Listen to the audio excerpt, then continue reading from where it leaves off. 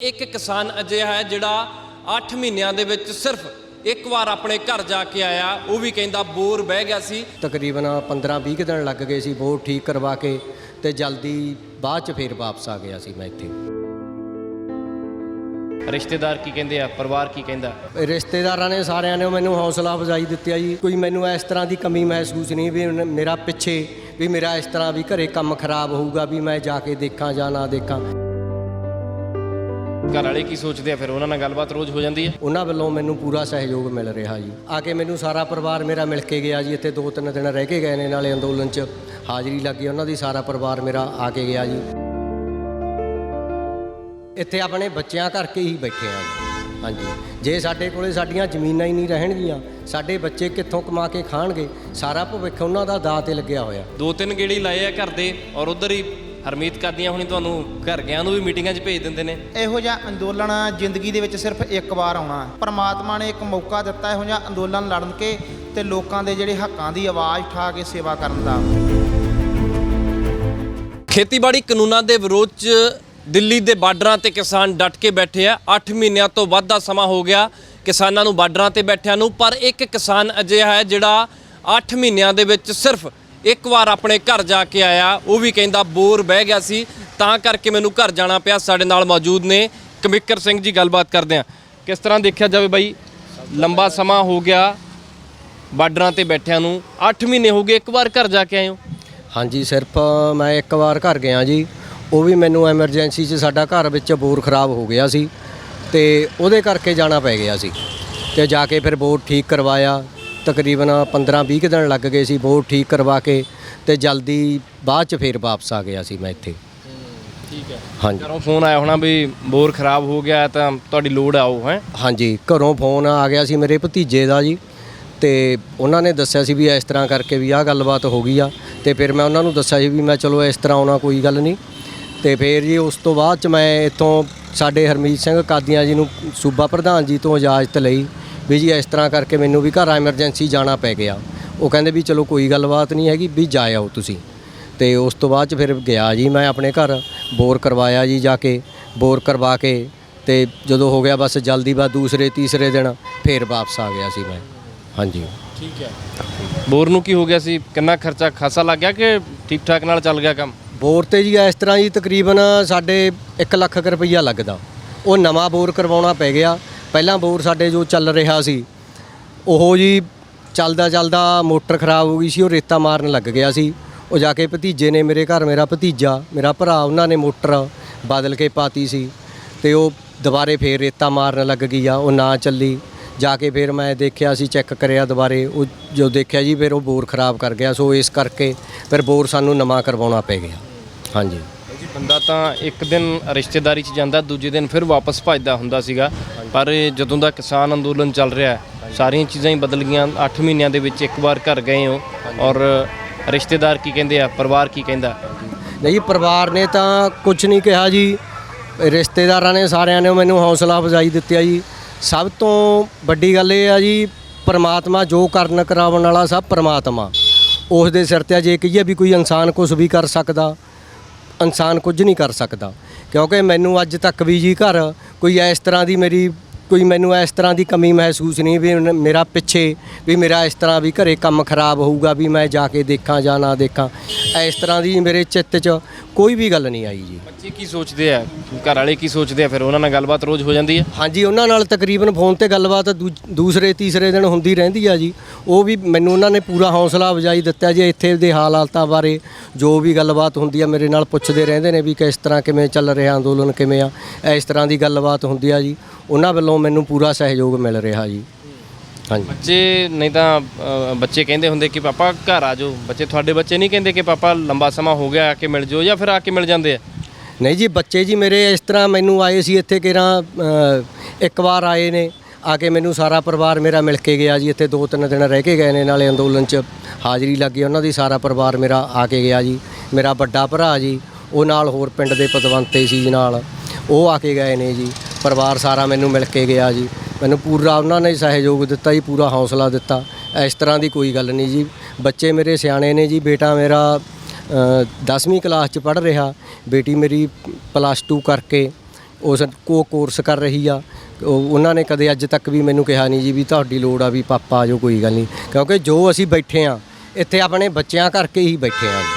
ਹਾਂਜੀ, ਜੇ ਸਾਡੇ ਕੋਲੇ ਸਾਡੀਆਂ ਜ਼ਮੀਨਾਂ ਹੀ ਨਹੀਂ ਰਹਿਣਗੀਆਂ, ਸਾਡੇ ਬੱਚੇ ਕਿੱਥੋਂ ਕਮਾ ਕੇ ਖਾਣਗੇ? ਸਾਰਾ ਭਵਿੱਖ ਉਹਨਾਂ ਦਾ ਦਾਅ 'ਤੇ ਲੱਗਿਆ ਹੋਇਆ। ਅਸੀਂ ਇੱਥੇ ਜੋ ਬੈਠੇ ਆ ਜੀ ਆਪਣੇ ਬੱਚਿਆਂ ਕਰਕੇ ਹੀ ਬੈਠੇ ਆ। ਹਾਂਜੀ, ਫਿਰ ਅੱਗੇ ਨਜ਼ਰ ਕੀ ਆਉਂਦਾ? ਸਭ ਕੁਝ ਛੱਡ ਕੇ ਇੱਥੇ ਬੈਠੇ ਹੋ, ਖੇਤੀ ਕੌਣ ਸਾਂਭਦਾ ਫਿਰ?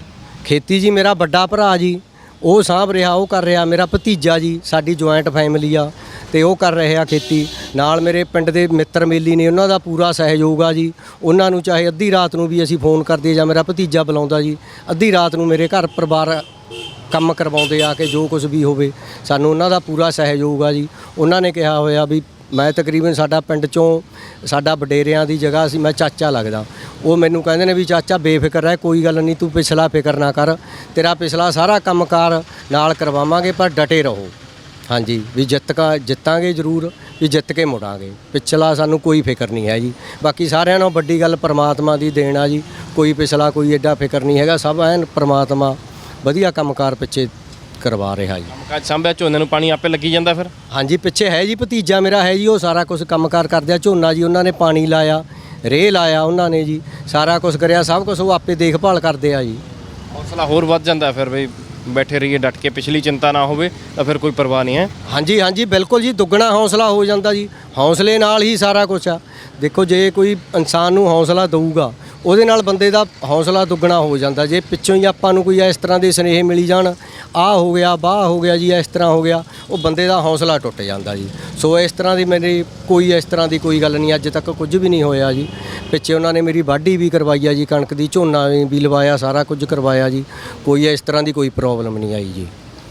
ਦੇਖੋ ਬਾਈ ਹੁਣੀ ਬਾਈ ਹੁਣੀ ਕਹਿੰਦੇ ਕਿ ਨਾ ਤਾਂ ਮੈਂ ਕਣਕ ਵੱਢਣ ਵਾਸਤੇ ਗਿਆ, ਨਾ ਝੋਨਾ ਲਾਉਣ ਵੇਲੇ ਗਿਆ, ਤੇ ਨਾ ਹੀ ਕਹਿੰਦੇ ਕਿ ਮੈਂ ਹੁਣ ਗਿਆ ਝੋਨੇ ਨੂੰ ਪਾਣੀ ਲਾਉਣ ਵਾਰੀ। ਬਸ ਉਦੋਂ ਗਏ ਸੀ ਜਦੋਂ ਬੋਰ ਖਰਾਬ ਹੋ ਗਿਆ ਸੀ, ਨਵਾਂ ਬੋਰ ਕਰਾਉਣਾ ਪੈ ਗਿਆ। ਇਸ ਕਰਕੇ 8 ਮਹੀਨਿਆਂ 'ਚ ਸਿਰਫ ਇੱਕ ਵਾਰ ਘਰ ਗਏ ਨੇ। ਔਰ ਹੌਸਲਾ ਬਾਕਮਾਲ ਹੈ। ਪਿੱਛੇ ਝੋਨਾ ਸਾਂਭਿਆ ਹੋਇਆ, ਫਸਲ ਸਾਰੀ ਸਾਂਭੀ ਹੋਈ ਹੈ ਪਰਿਵਾਰ ਨੇ।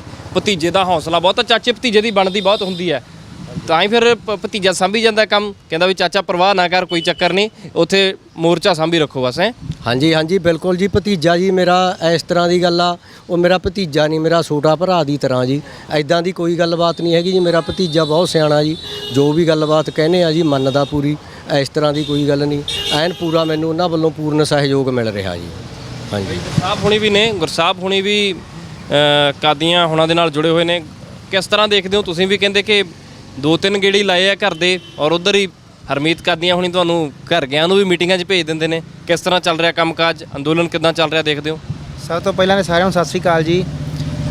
ਇਹ ਜੀ ਅੰਦੋਲਨ ਹੈ ਜਿਹੜਾ ਇੱਕ, ਇਹ ਮੇਰੀ ਇਹ ਨਿੱਜੀ ਸੋਚ ਆ। ਮੈਂ ਅਕਸਰ ਹੀ ਇਹ ਗੱਲ ਕਰਦਾ ਨਾ ਵੀ ਇਹੋ ਜਿਹਾ ਅੰਦੋਲਨ ਜ਼ਿੰਦਗੀ ਦੇ ਵਿੱਚ ਸਿਰਫ ਇੱਕ ਵਾਰ ਆਉਣਾ ਹੈ। ਜ਼ਿੰਦਗੀ 'ਚ ਕੰਮਕਾਰ ਚੱਲਦੇ ਰਹਿਣੇ ਆ, ਸਭ ਕੁਝ ਦੁੱਖ ਸੁੱਖ ਆਉਂਦੇ ਰਹਿਣੇ ਆ, ਪਰ ਇਹੋ ਜਿਹਾ ਅੰਦੋਲਨ ਤੁਹਾਨੂੰ ਕਿਸੇ ਤਰ੍ਹਾਂ ਪਰਮਾਤਮਾ ਨੇ ਇੱਕ ਮੌਕਾ ਦਿੱਤਾ ਇਹੋ ਜਿਹਾ ਅੰਦੋਲਨ ਲੜਨ ਕੇ ਤੇ ਲੋਕਾਂ ਦੇ ਜਿਹੜੇ ਹੱਕਾਂ ਦੀ ਆਵਾਜ਼ ਉਠਾ ਕੇ ਸੇਵਾ ਕਰਨ ਦਾ। ਬਾਕੀ ਜਿਹੜੇ ਕੰਮਕਾਜ ਹੈ ਤੇ ਚੱਲਦੇ ਰਹਿੰਦੇ ਜੀ, ਜਿਉਂਦੀ ਜਾਨੇ ਬੰਦੇ ਦੇ ਕੰਮ ਮੁੱਕਦੇ ਨਹੀਂ ਆ। ਹੁਣ ਇੱਥੇ ਬੈਠੇ ਆ, ਝੋਨਾ ਲੱਗਦਾ ਵਿੱਚੇ ਛੱਡ ਕੇ ਆ ਗਏ ਹਾਂ। ਘਰ ਵਿੱਚ ਕੋਈ ਵੀ ਪਿੱਛੇ ਪਰਿਵਾਰ ਦੇ ਵਿੱਚ ਜੀ ਨਹੀਂ ਹੈਗਾ ਜਿਹੜਾ ਪਿੱਛੋਂ ਵੇਖਣ ਵਾਲਾ, ਸਾਂਭਣ ਵਾਲਾ। ਮੈਂ ਇਕੱਲਾ ਹੀ ਆ। ਮੇਰੇ ਫਾਦਰ ਸਾਹਿਬ ਦੀ ਵੀ ਮੌਤ ਹੋਈ, ਉਹਨਾਂ ਦੀ ਕਾਫੀ ਚਿਰ ਹੋ ਗਿਆ।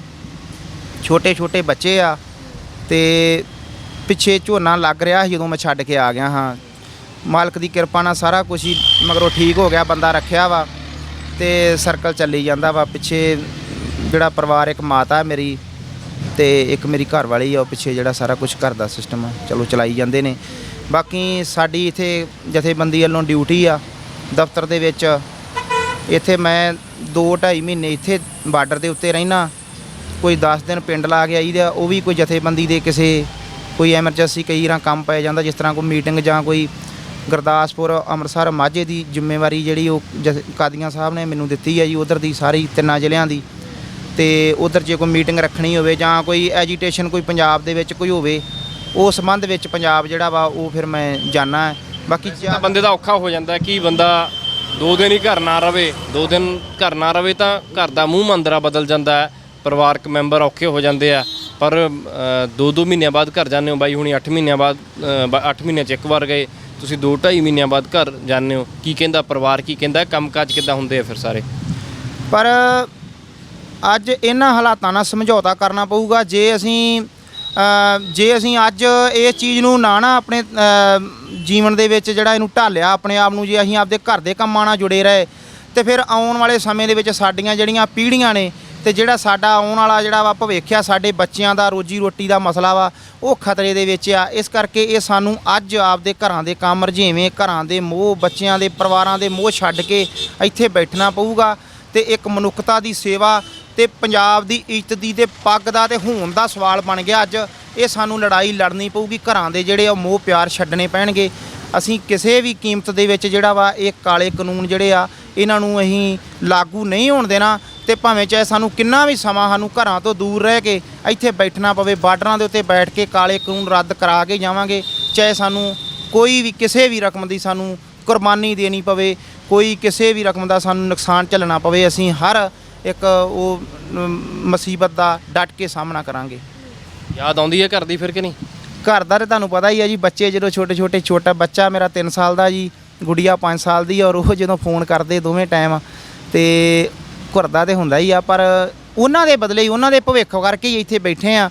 ਜੇ ਅੱਜ ਉਹਨਾਂ ਦੇ ਉਸ ਮੋਹ ਨੂੰ ਜਾਂ ਉਹਨਾਂ ਆਪਾਂ ਪਿਆਰ ਦੇ ਵਿੱਚ ਫਸ ਕੇ ਤੇ ਜੇ ਆਪਾਂ ਉਹ ਪਿੰਡਾਂ ਦੇ ਵਿੱਚ ਜਾ ਕੇ ਆਪਾਂ ਆਪਣੇ ਘਰਾਂ 'ਚ ਬੈਠ ਗਏ, ਫਿਰ ਆਉਣ ਵਾਲੇ ਸਮੇਂ ਦੇ ਵਿੱਚ ਉਹਨਾਂ ਦਾ ਹੀ ਭਵਿੱਖ ਖਤਰੇ ਦੇ ਵਿੱਚ ਅਸੀਂ ਪਾਵਾਂਗੇ ਤੇ ਅਸੀਂ ਇਸ ਜਿਹੜੇ ਆ ਉਹ ਇਸ ਚੀਜ਼ ਦੇ ਅਸੀਂ ਭਾਗੀਦਾਰ ਹੋਵਾਂਗੇ।